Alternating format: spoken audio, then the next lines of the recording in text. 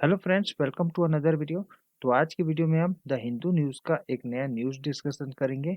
तो मैं word to word English to Hindi पूरा न्यूज़ का डिस्कशन करूंगा, पूरा ट्रांसलेशन करूंगा। और न्यूज़ डिस्कशन करते समय हम ग्रामर के एस्पेक्ट्स को भी समझते चलेंगे और नए वोकैबुलरीज को भी हम जानेंगे। तो चलिए बिना किसी देरी के हम वीडियो को शुरुआत करते हैं और शुरुआत करते हैं इसके टाइटल से। तो इसका टाइटल है जजेस walk the razors edge says CGI on barbs about unelected judiciary. जजेस यानी कि न्यायाधीश। वाक वाक मतलब चलना। द रेजर्स एज का मतलब होता है बहुत ही डिफिकल्ट सिचुएशन। तो डिफिकल्ट सिचुएशन में चलने के लिए जजेस के बारे में बता रहा है कि जजेस यानी कि न्यायाधीश डिफिकल्ट सिचुएशन से गुजरते हैं। सेज CGI कहा, किसने कहा? सीजीआई ने। अब देखिए शेष यहाँ पे प्रेजेंट इंडेफिनेट में वर्ब में लिखा गया है, लेकिन हमें पता है कि हेडलाइन बनाते समय प्रेजेंट इंडेफिनेट में पास्ट इंडेफिनेट की चीजों को कहा जाता है। तो यहाँ पे जरूर शेष लिखा है, प्रेजेंट इंडेफिनेट में लिखा है, लेकिन ये बातें कह रहा है पास्ट का, यानी कि कहा जा चुका है। तो इसका सेंस है सेड। तो ऐसा कहा, किसने कहा? सीजीआई ने। ऑन बार्ब्स, बार्ब्स का मतलब होता है कथन। कथन मतलब जो भी उन्होंने कहा है। तो सीजीआई ने ऑन बार्ब्स यानी कि कथन में कहा है, अपने कथन में कहा है। किस बारे में कथन था? अनइलेक्टेड जुडिशरी, गैर चुनी गई न्यायालय। तो बिना चुनी हुई न्यायालय या अलोकतांत्रिक न्यायालय के बारे में अपना जो कथन था उसमें सीजीआई ने कहा था कि जजेस चलते हैं, न्यायाधीश चलते हैं रेजर्स एज में, यानी कि कठिन परिस्थिति में। तो चलिए अब मेन न्यूज पे आते हैं। अब कह रहा है CGI of India, Chief Justice of India, Sanjeev Khanna, on Tuesday threw a counterpunch at critics who questioned the power wielded by unelected judges in an electoral democracy, indicating the alternative is even more frightening. Chief justice of India Sanjeev Khanna, Bharat के मुख्य न्यायाधीश Sanjeev Khanna, on Tuesday, देखिए यहाँ पे on preposition है और ये तब लगाया जाता है जब कोई दिन की बात करना हो, जैसे कि मंडे, ट्यूसडे, है ना। तो सप्ताह के जितने भी दिन आते हैं उसमें हम ऑन लगाते हैं। तो चीफ जस्टिस ऑफ इंडिया ने ट्यूसडे को थ्रू किया। Threw a counter punch. Counter punch का मतलब होता है विपरीत प्रहार। थ्रू मतलब फेंकना, तो विपरीत प्रहार फेंकना। तो यहाँ पे थ्रो विपरीत प्रहार के लिए आया है, तो विपरीत प्रहार को वापस देना या विपरीत प्रहार करने के लिए यहाँ पे थ्रू आया। और थ्रू यहाँ पे वर्ब टू फॉर्म है थ्रो का, यानी कि ये वर्ब पास्ट का सेंस दे रहा है। तो पास्ट इंडेफिनेट का ये सेंस है, सेंटेंस पास्ट इंडेफिनेट में है। और चीफ जस्टिस ऑफ इंडिया ने काउंटर पंच किया, यानी कि विपरीत प्रहार किया। किसमें प्रहार किया विपरीत? Eight critics. क्रिटिक्स मतलब जो कि आलोचना करते हैं। तो किन्होंने आलोचना किया? तो यहाँ पे बता रहा है हु। अब देखिए यहाँ पे हु इंटेरोगेटिव सेंटेंस के रूप में नहीं आया, यानी कि हु क्वेश्चन बनाने के लिए नहीं आया, ये बनाने के लिए आया है सेंटेंस के बीच में, यानी कि ये असर्टिव सेंटेंस के रूप में आया है। तो हु यहाँ पे प्रोनाउन के रूप में आया है। किसका प्रोनाउन? और प्रोनाउन किसके लिए आता है? कोई ना कोई नाउन ही प्रोनाउन के लिए ही आता है। तो ये किसके लिए आया है? क्रिटिक्स के लिए आया है। तो ये रिलेटिव प्रोनाउन के रूप में आया है हु, और ये क्रिटिक्स को बार बार दोहराने से बचने के लिए हु लगा यहाँ पे। तो क्रिटिक्स हु यानी कि क्या प्रश्न किए? द पावर विल्डेड बाय अनइलेक्टेड जजेस। शक्ति विल्डेड, विल्डेड का मतलब होता है प्रयोग करना। तो शक्ति का प्रयोग किया गया। कौन प्रयोग किया? अनइलेक्टेड, बिना चुनी गई न्यायाधीशों ने। जब बिना चुनी गई न्यायाधीशों ने शक्तियों का उपयोग किया, इस क्वेश्चन को क्रिटिक्स ने किया था। इन किस में किया था? N electoral democracy. तो ये जज जो हैं वो जज ने जो शक्ति का उपयोग किया वो कब किया है? चुनी गई लोकतांत्रिक व्यवस्था में किया है। Indicating the alternative is even more frightening. Indicating संकेत करते हुए, संजीव खन्ना ने संकेत करते हुए क्या संकेत किया है? The alternative. अल्टरनेटिव मतलब वैकल्पिक। वैकल्पिक कौन सा वैकल्पिक? जो ये क्वेश्चन किए ना कि ये पावर का अनइलेक्टेड जज कैसे पावर का उपयोग कर रहे हैं, तो इसका अल्टरनेटिव है या विकल्प है, वो है भी काफी डरावना। तो वो है काफी डरावना। तो कहने का मतलब इसमें बता रहा है कि संजीव खन्ना ने काउंटर पंच किया है, यानी कि विपरीत प्रहार किया है ऐसे आलोचकों पर जो ये प्रश्न करते हैं कि जो अनइलेक्टेड जज हैं, यानी कि गैर चुने गए न्यायाधीश पावर का उपयोग करते हैं, शक्ति का उपयोग करते हैं, किस में करते हैं? इलेक्टोरल डेमोक्रेसी में, यानी कि चुनी गई लोकतांत्रिक व्यवस्था में। ये इंडिकेटिंग करते हैं, यानी कि जस्टिस खन्ना ऐसे इंडिकेटेड कर रहे, संकेत कर रहे हैं कि अगर अल्टरनेटिव आया, यानी कि इसका कोई विकल्प आया, तो वो हो है काफी डरावना, तो इसका विकल्प काफी डरावना है, ऐसा जस्टिस खन्ना इसमें बता रहे हैं। But imagine a world where जजेस campaign for votes, solicit views and decisions from the public and make promises about future judgments. लेकिन बट मतलब लेकिन, इमेजिन मतलब कल्पना करो, क्या कल्पना करो? एक दुनिया, अ वर्ल्ड, जहां पर जजेस यानी कि न्यायाधीश कैंपेन करें, यानी कि कैंपेन का मतलब तो आपको बताने की जरूरत नहीं है, प्रचार करना, तो प्रचार करें किसके लिए? फॉर, वोट के लिए।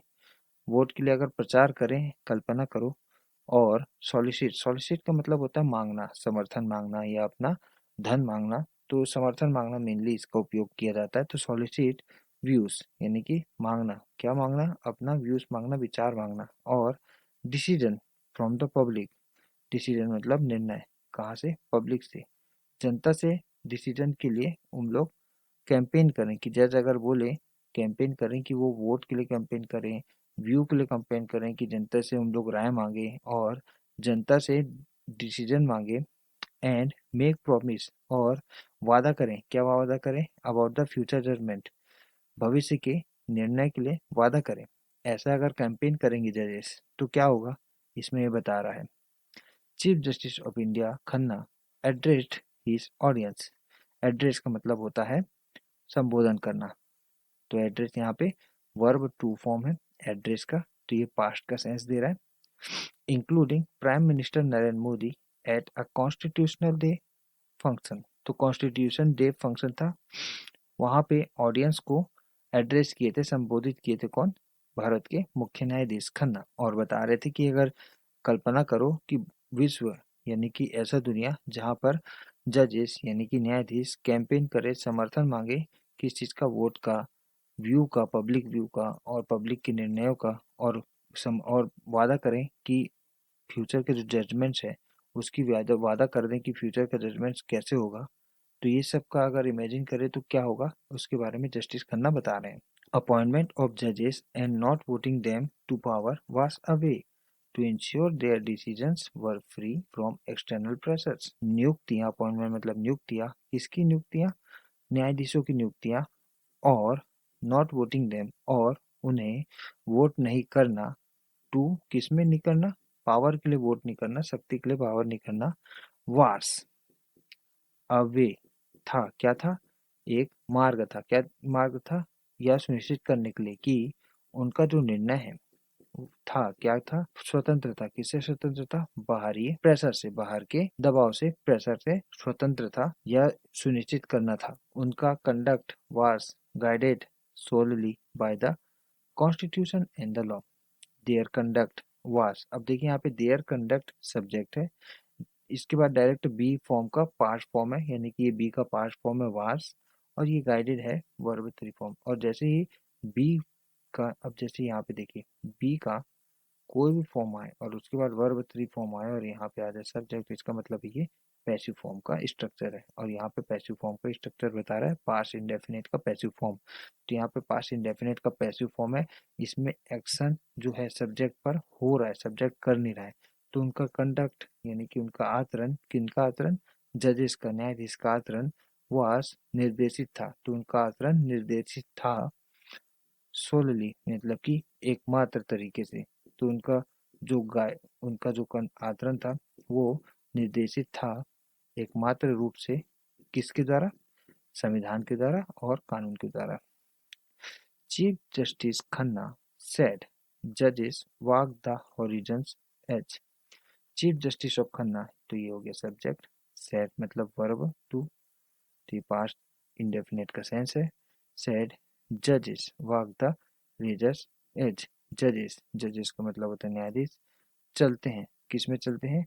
रेजर्स एज में यानी कि कठिन परिस्थिति में चलते हैं, ऐसा चीफ जस्टिस ऑफ इंडिया ने कहा। Their decisions make some happy while drawing criticism from others. उनके निर्णय, किनके निर्णय, जो जजेस हैं उनके निर्णय मेक बनाते हैं, क्या बनाते हैं, कुछ को हैप्पी, तो कुछ को ये खुश करते हैं उनके निर्णय, जबकि वाइल का यहाँ पे मतलब है जबकि। ड्राइंग, ड्राइंग मतलब खींचना, यहाँ पे ड्राइंग क्रिटिसिज्म इसका मतलब होता है क्रिटिसिज्म प्राप्त करना या क्रिटिसिज्म मिलना, जबकि क्रिटिसिज्म यानी कि आलोचना मिलता है किससे, कुछ लोगों से, कुछ अन्य लोगों से आलोचना मिलता है और कुछ लोगों से खुशी मिलती है। The chief justice of India said some rate the constitutional court of India among the most powerful in the world। तो इसमें कह रहा है कि चीफ जस्टिस ऑफ इंडिया ने कहा है कि कुछ रेट करते हैं, रेट मतलब एक सर्वे देते हैं, अपना ओपिनियन देते हैं, क्या करने का ओपिनियन देते हैं, the constitutional court of India की, तो कुछ लोग सर्वे देते हैं या अपना ओपिनियन देते हैं, रेट देते हैं कि जो कॉन्स्टिट्यूशनल कोर्ट है, संवैधानिक न्यायालय है, कहाँ का, भारत का, among the most powerful in the world. तो रेट कैसे करते हैं उन्हें कि ये अमोंग मध्य में, किसके मध्य में, the most powerful in the world, तो ये मोस्ट पावरफुल जो कोर्ट है दुनिया के, उनमें से सबसे अच्छे में से रेट किया जाता है कुछ लोगों द्वारा। Others felt the courts were straying there from their constitutional duties by either failing to challenges the status quo or in resisting the transient popular mandate of the electorate। Others मतलब अन्य लोग, felt, felt का मतलब होता है महसूस करते हैं, यानी कि मानते हैं, क्या मानते हैं कि द कोर्ट, जो ये कॉन्स्टिट्यूशनल कोर्ट है भारत का, वो, तो द कोर्ट्स वर मतलब थे, स्ट्रेइंग कर रहे थे। अब देखिए यहाँ पे वर के तुरंत बाद यानी कि बी फॉर्म के बाद यहाँ पे क्या आया है, आईएनजी फॉर्म, स्ट्रे वर्ब का आईएनजी फॉर्म आया है। और स्ट्रे का यहाँ पे मतलब होता है विषय से हट जाना, पथ जो है उनका उससे हट जाना को यहाँ पे स्ट्रे का यूज करके बता रहा है। तो कुछ लोग मानते थे कि जो कोर्ट है वो हट गया था, यानी कि अपना जो मार्ग है उससे हट गया था, किस कौन से मार्ग से, अपने जो संवैधानिक जो ड्यूटी है उससे हट गया था। कैसे हट गया था, by either falling to challenging the status quo, तो किसके द्वारा हट गया था, कैसे हट गया था, फेलिंग, फेल मतलब असफल हो गया किसमें, चैलेंज करने में, क्या चीज को चैलेंज करने में, स्टेटस क्यू, यानी कि जैसी स्थिति है पहले जैसी, स्टेटस क्यू का मतलब होता है पहला जैसा स्थिति, तो जो पहली जैसी स्थिति थी उसे चैलेंज करने से हट गया है, फेल हो गया है, इसलिए वह कॉन्स्टिट्यूशनल ड्यूटी से पद पदस्थ हो गया, यानी कि पद से अलग हो गया है।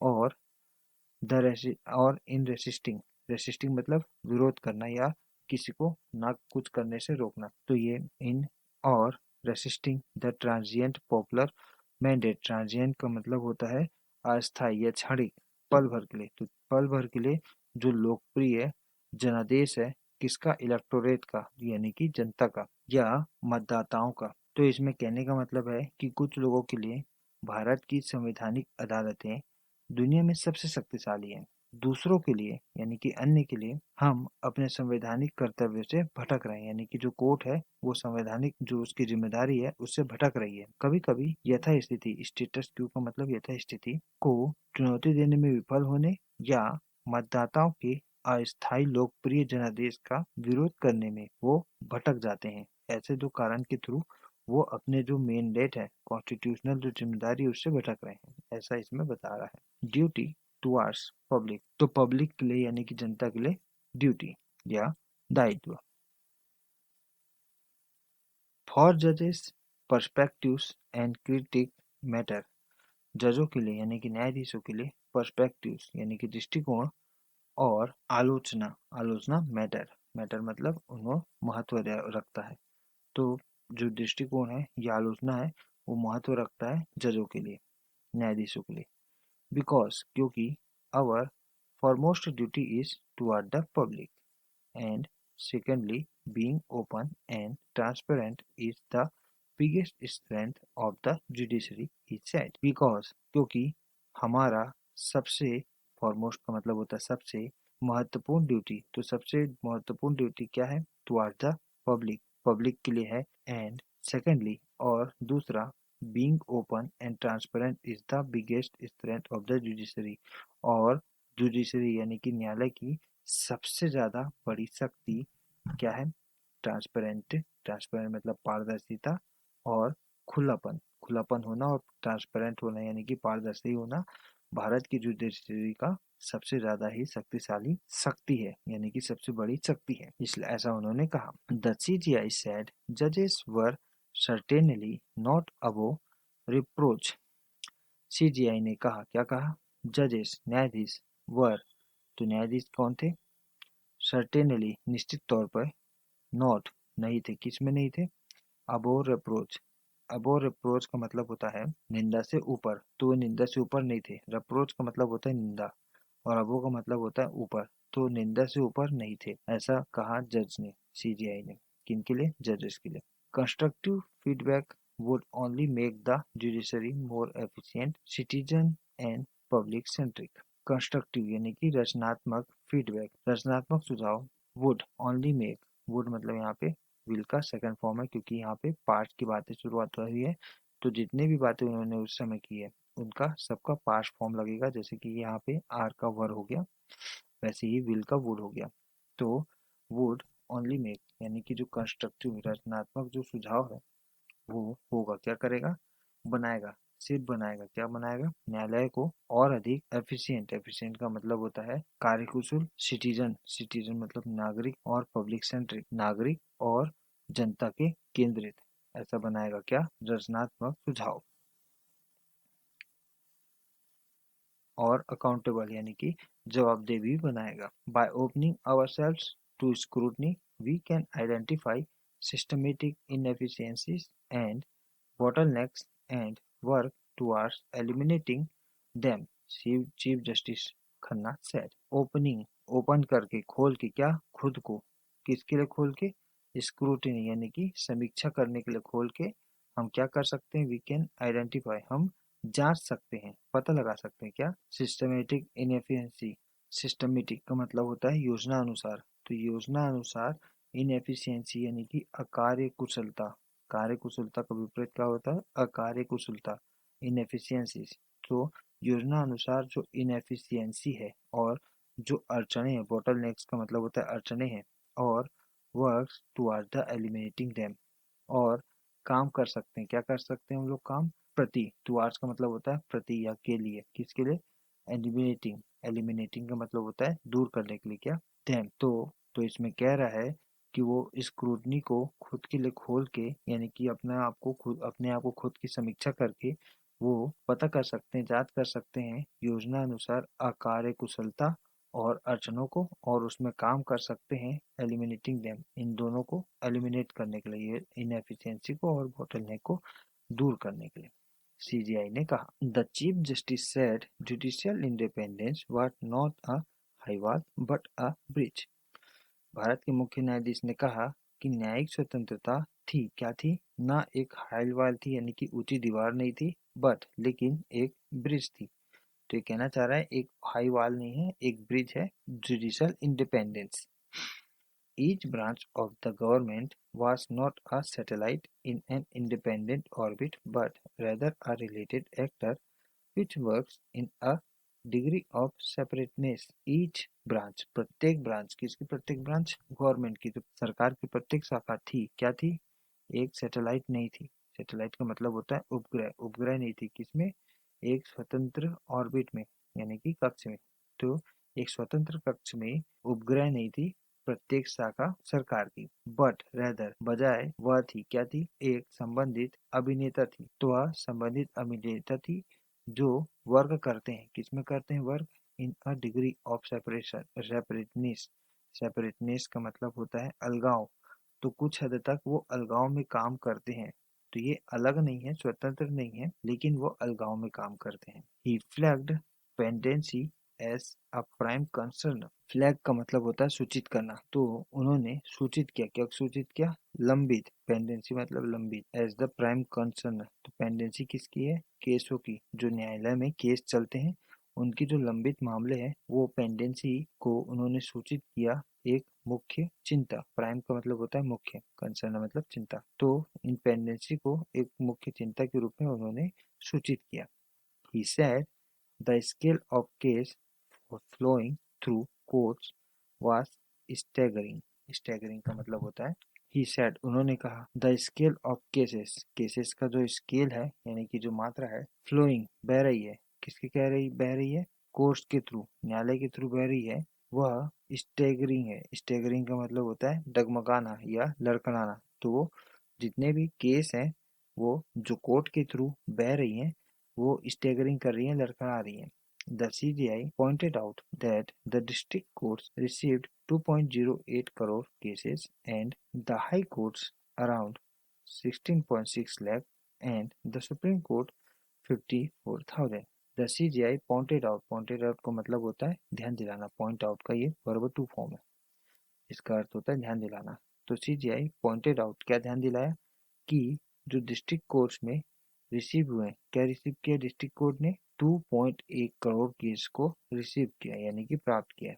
हाई कोर्ट ने कितना प्राप्त किया है, लगभग, अराउंड का मतलब होता है यहाँ पे लगभग, लगभग 16.6 लाख। और सुप्रीम कोर्ट ने कितना प्राप्त किया, 54,000। तो फ्रेंड्स ये था आज का द हिंदू न्यूज़ का डिस्कशन। कैसा लगा आपको डिस्कशन हमें कमेंट में बताइए। और फ्रेंड्स हमारे वीडियो को आप डेली देखा करें, इन वीडियोस को देखकर आप इंग्लिश रीडिंग करना काफ़ी सीख जाएंगे। और आई होप अगर आप हमारे साथ ऐसे बने रहें तो इंग्लिश रीडिंग करना कुछ ही हफ्तों में आप सीख जाएंगे। और वीडियो आपको पसंद आ रहा हो तो वीडियो को लाइक करके इसे शेयर कर दीजिए, और हमारे चैनल को अभी तक सब्सक्राइब नहीं किया तो सब्सक्राइब कर दीजिए। मिलते हैं आपसे एक नए वीडियो में, तब तक के लिए बाय, खुश रहिए, जय हिंद।